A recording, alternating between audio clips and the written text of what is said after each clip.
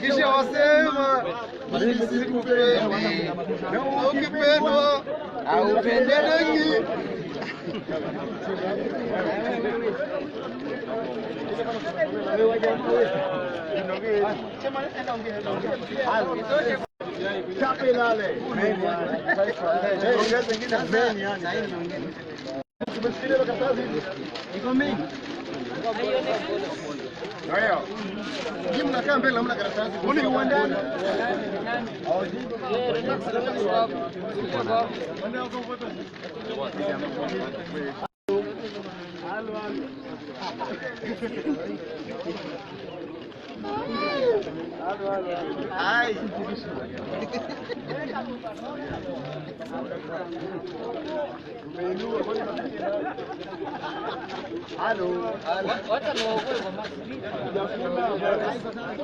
Hello.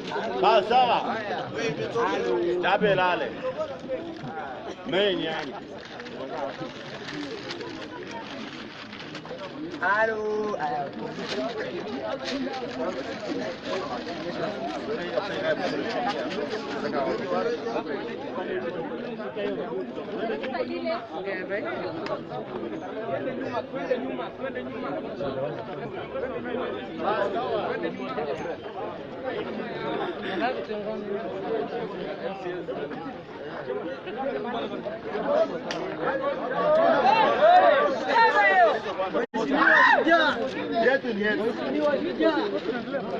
Wewe bwana mkokoteni utafanya tushike hapa.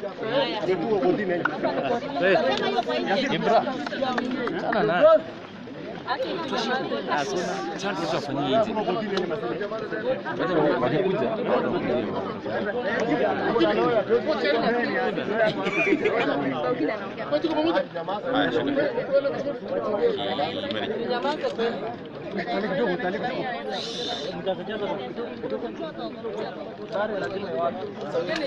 Rudi nyuma hiyo.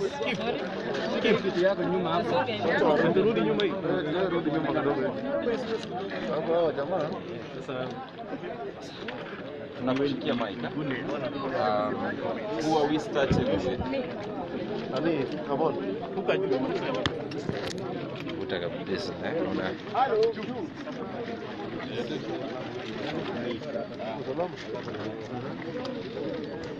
Kim, itoe kwanza. Kim, disconnect kiasi heshima parents kwanza. Baada ya hapo lawyer wakili atakuwa after debate. Okay. Sawa. So in English or Swahili, introduce yourself with your names, then tell us who you are, then what you're doing at the courts today. My name is Betty Birchogo, a member of Baringo County Assembly, who happens to be the chair of youth, a member of Justice and Legal Affairs that purportedly pretend that they met and made a resolution that that bill was supposed to be brought into the House. I want to be on record that as a member of Justice and Legal Affairs, there was no meeting whatsoever that took place in Baringo County Assembly to decide whether that bill was coming to the House. It was a deal of 2 or 3 people who decided that they want to decide the fate of the people of Baringo County without doing public participation that is anchored by the law, and they decided that they are going to take the law in their own hands. Our speaker was among the people who actually repped the constitution of this country. He was the one who perpetuated and did the injustice in the House, bringing a bill without a procedure and actually forcing us to continue debating it as much as we tried to tell him that it was unprocedural. Most members would purported that they are supporting the bill and that their people have been sent. Today here we are seeing people from all over the Baringo County representation that has come today to say that was not their views. And here they are today to say that we need the bill to go to the public participation. Because if we don't get the chance of letting the people of Baringo County to read and internalize and accept or reject the bill by themselves, then we lose the point of representation. I'm here a very disappointed person that the members elected by the people can sit down and debate a bill without even a report, without public participation. And actually, there was no even voting. We know what happened. The chaos erupted, and our speaker, unfortunately, alipita dirisha. And he wants to say in a national TV that alipitisha. In fact, you can see we have press that was live. The speaker went ahead even and put the question and say, as many as of the opinion say ayes. And when you say aye, you have passed BBI without their knowledge. Their emotions, they pass the BBI without their knowledge. Now what we are saying is, the views given by those leaders who say they are representing their people are the views of their husbands and wives that they decide to make in their comfort of their beds. Because there was no public participation. That is the only views of the people that is anchored by the law, where people meet and decide their future in this country, and it is in the Constitution of 2010. So today, the views that was given by the honorable members, very emotionally, Kina Kipruta Kimasop and Tochim, shame on you. How do you even stand and tell Tuko that you are sick? Nobody has the monopoly of diseases or an accident. I think you just crossed the red line in politics. This politics should not be emotional. We should be factual, and we should do what is right.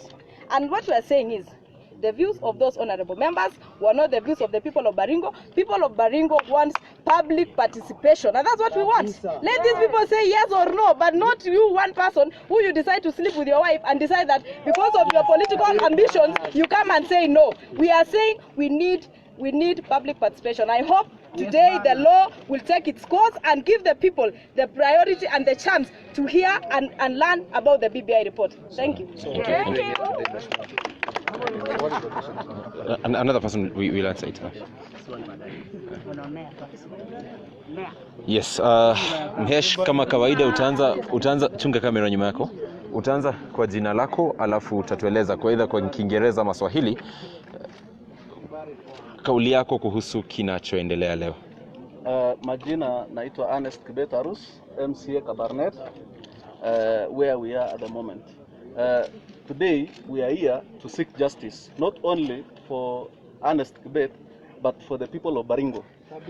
What is happening today here is that we had a bill that came from the national government, and it was not a Baringo County bill.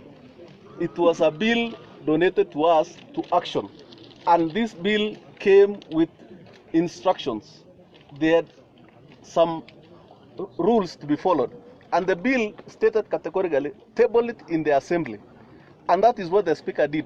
They tabled the bill in the assembly, and after tabling the bill, they committed the bill to the Committee of Legal and Justice. And what the committee was supposed to do was to take the bill to the people of Baringo for public participation. That did not happen. What happened was miscarriage of justice and miscarriage of rules and procedures. I want to tell the leadership, those who are running the assembly, the speaker and the clerk, they broke all the rules. And that is why we are here today with the people of Baringo. The law of justice talks about the majority and the minority must exist. All of them must be listened to. We are asking that opportunity for the people of Baringo to have a look at this document. We cannot purport as leaders that we have read for the people. We've heard in several occasions, even in one instance, the speaker spoke in a forum and he said, we are taking this bill to the people of Baringo so that the people of Baringo can advise their leaders on what they want. I want to say that Baringo is cosmopolitan. Baringo is represented by minorities. We have the Elgeyo of this Baringo. We have the Pokots. We have the Turkanas. We have the Nzoia. We have all these people. If we say that the majority will always violate the law to get their way, then what will happen of the minorities?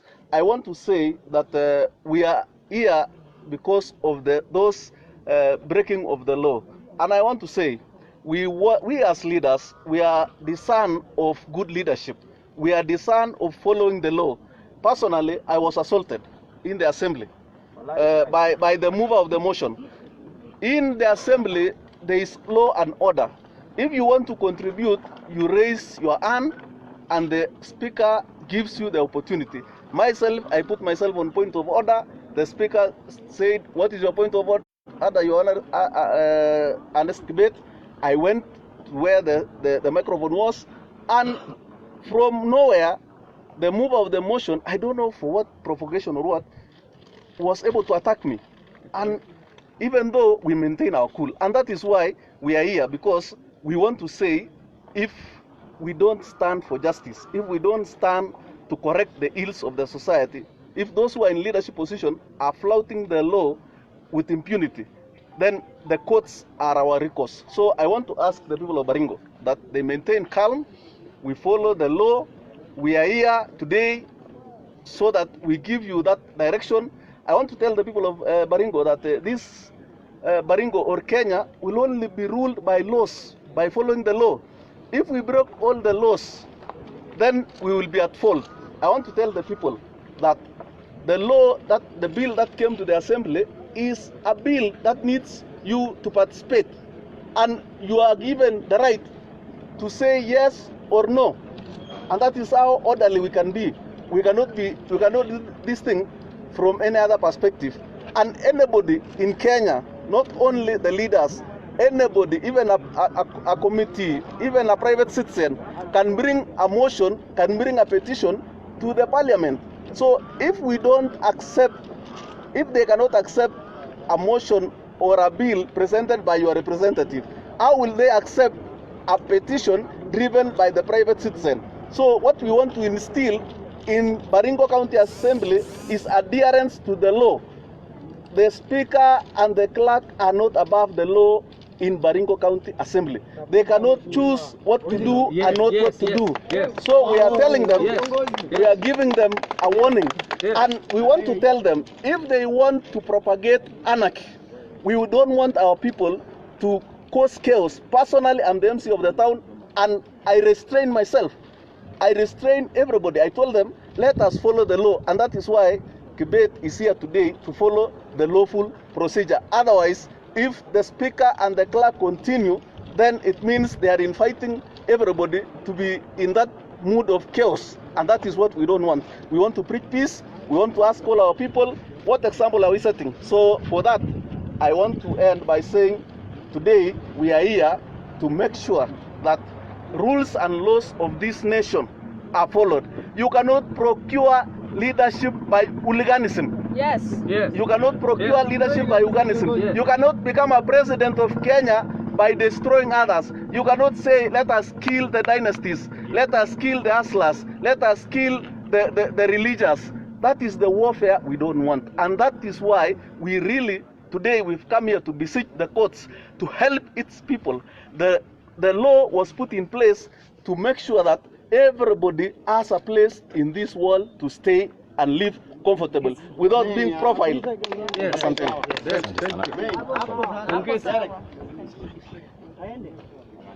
right, you start with your names, then you proceed. My name is Honorable Francisca Cheburet, and I'm one of the MCAs. I stand here today to say what really happened is what should not be happening in Baringo. Because for one, we are known to be a team of peace, love, and unity, as said by our second president of the Republic of Kenya, Hayati Mzee Moi. And we are so disturbed this morning, looking for justice in a land that should be possessing peace. I want to say what happened in the assembly. I felt so bad because one, I'm a member of the committee that deals with rules and procedures. And whoever was moving the motion was a chairman of the Justice and Legal Affairs. I want to say, our chairman, you did injustice. That was not justice as it entails in your own committee. And some of us broke the rules, even though we were in those committees which stand for the rightful procedures in the House. What happened in the House was that the people of Baringo were purely denied the right to participate, and the Constitution of Kenya 2010 strengthens that all the details that are brought to any assembly should be taken to the public for public participation.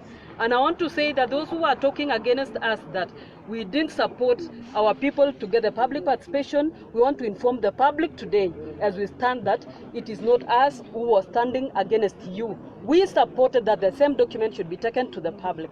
Two, The other thing that happened in the assembly is our members never even talked about you, the people of Baringo. They said no to that bill without even knowing that what was there was fruitful to them. Like one I can quote, Mogotio constituency should be scrapped if the same is not even entrenched in any other law. And so we said BBI should be a yes to the document because one, Mogotio will be scrapped and they are our brothers and we still need them. And it will be split and taken to Ravine and to Baringo South. So when the mover of the motion comes from Mogotio, then I wonder if the people of Mogotio will want to go out of this system. Will you want to join us? It means you will be a minority, my friends. Can you open your eyes? Can you read between the lines so that we move towards the same direction? I want to tell our speaker that a seed must die for it to germinate. And what you've planted in our assembly is a seed that will never germinate. Can we kill the pride in the assembly? Can we kill the system of parties in the assembly? Because the people of Baringo do not eat parties.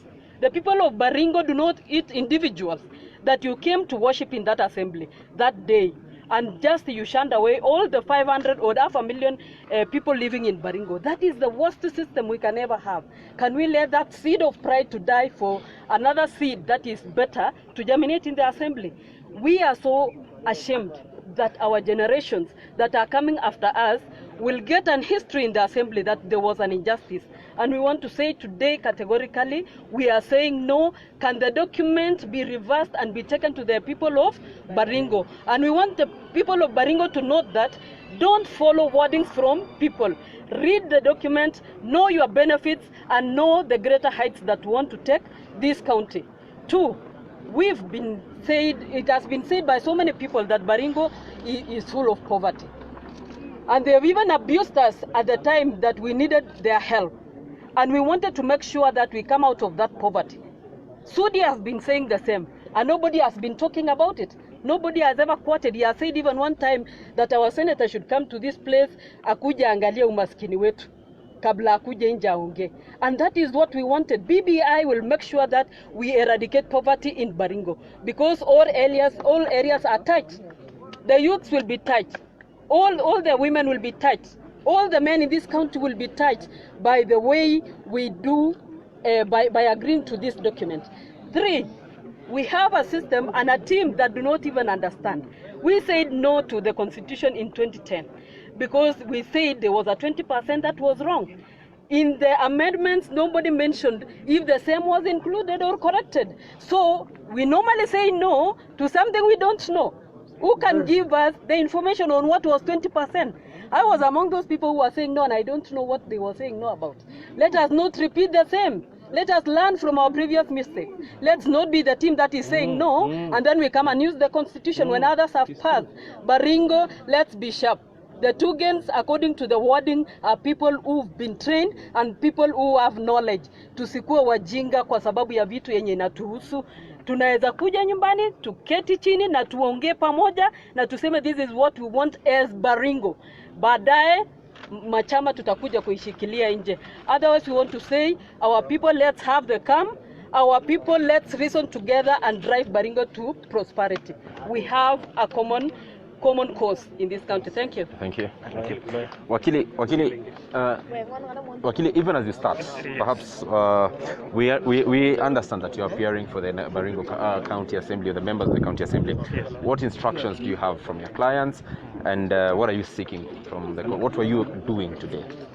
We are here basically on a question of alleged defilement of the Constitution. My instructions are from some members of the County Assembly and larger members of Baringo County.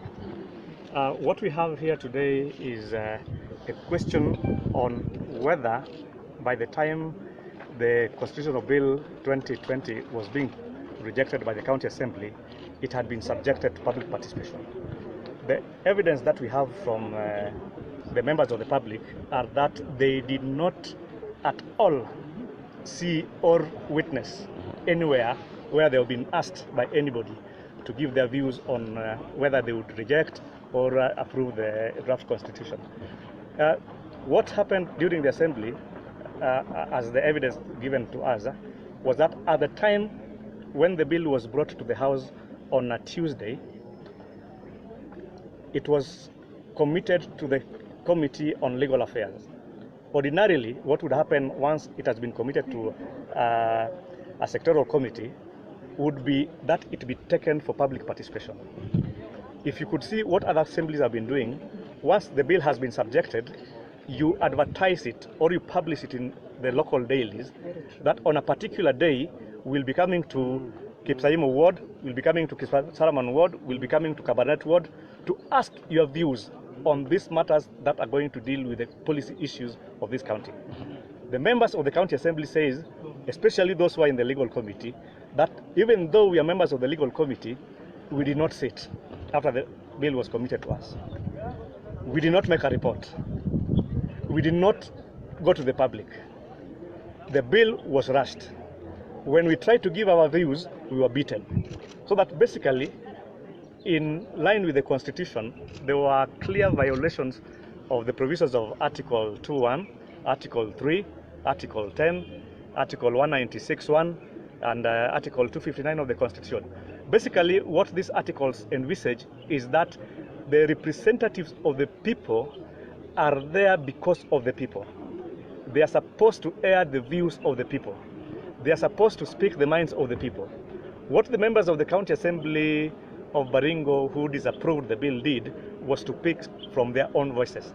It was not a question of representation of the people. So what we have today is, one, we have challenged the constitutionality of the proceedings of that particular day in view of the fact that, one, the proceedings were disrupted, there was violence, there was pandemonium, and secondly, on the grounds that the people were not involved, there was no public participation. So we have filed the matter under certificate of urgency. Right now, the judge is looking at it and will be getting directions in due course. What we have sought in the interim is for conservatory orders, because we have learned that the county assemblies have prepared a certificate already, which they have sent to the clerk of the Senate and the clerk of the National Assembly to be able to implement or act on the same. So we have sought for conservatory orders that, pending the hearing and determination of the petition, let the court conserve the status as it was, so that the certificate or the resolutions cannot be acted upon. Yes. So that is what you have prayed for in the initial stages. Yeah, that's what we have prayed for in the initial stages. In the main, we have prayed for the nullification and quashing of the proceedings of that particular day. We have also prayed for prohibition or an order prohibiting any other authority from acting on the resolution. And then we have also prayed for any other just cause that the court may think deep. Yeah. Thank you so much, Wakili. Asante sana. Any other voice? Yes. You start with your names, then Yes, I'm Commissioner Aliciano. I did the constitution of this country, the Bomas constitution, under Yash Palger. What I want to say is this: justice must be seen to be done. In as much as we have issues, it does not have to go to hurting the people and the people of a county like this. You've heard what they've said, that they never participated. That bill was brought to the county assembly for purposes of being debated upon by the representatives of the people. What happened? It was very, very rushed, and a decision made. As you're talking right now, I think there is information that the same is being filed before the speakers of both houses, the Senate and the National Assembly. For which, really, have we done right to the people of Baringo? How comes everybody is asking for public participation? Look at the newspapers. Look at Friday's newspapers. Kericho, Bomet, Nyandarua, where they are calling for public participation. And here you are, rushing a bill, passing it through, getting a decision for purposes of the same being filed in both houses. Is it right? No. Today I'm here not because I'm a politician, no. I'm here because of my very good friend, Ogola.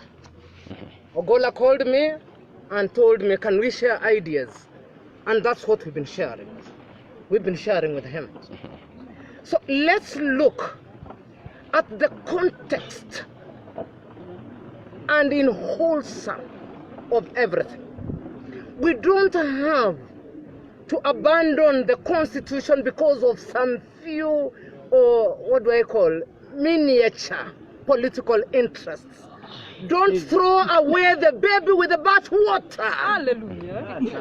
You get your baby, you get the bathwater and throw it away. Yes. So we cannot be able to be told today that a bill came here and the same was thrown out.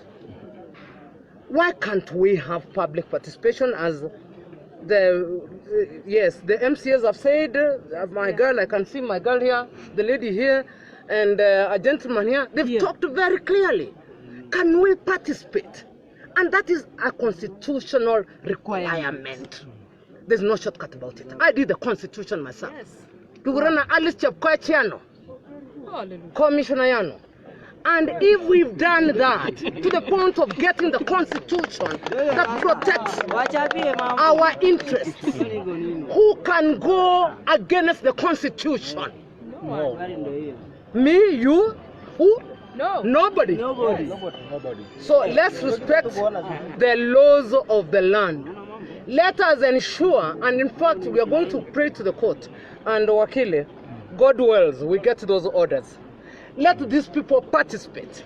Let them learn what is in BBI. I've read it myself, and I understand it in out. When you're going to be told you're getting 35% increment from 15%. What else do we need? Really, devolution. What is devolution? Mali kuja ngapi? Nyumbani. Sitaki kupiga hiyo siasa kwa sababu itakuwa siasa.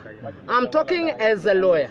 And what I'm telling you, please, let us be one and the same person in terms of not being left behind. Mnaelewa? Yes. Tutaachwa nyuma. Dunia itaendelea. Tutaachwa nyuma. Bas. Ongerib emenyole ye. Thank you. Ongetoen agetoenda. Thank you very much. Asante sana.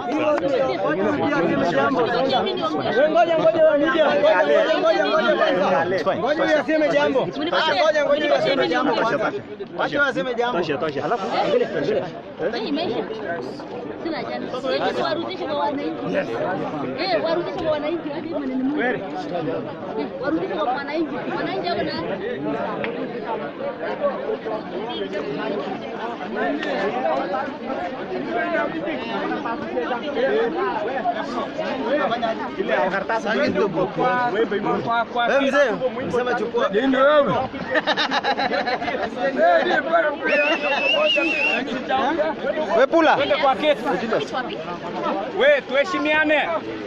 Tuheshimu kotini, twende kwa hapo. Twende kwa hapo nje. Hello.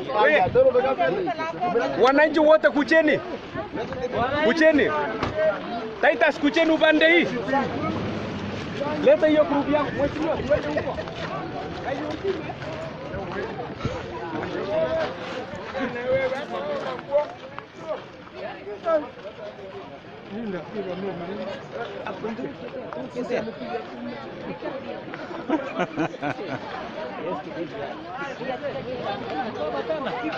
Kabisa.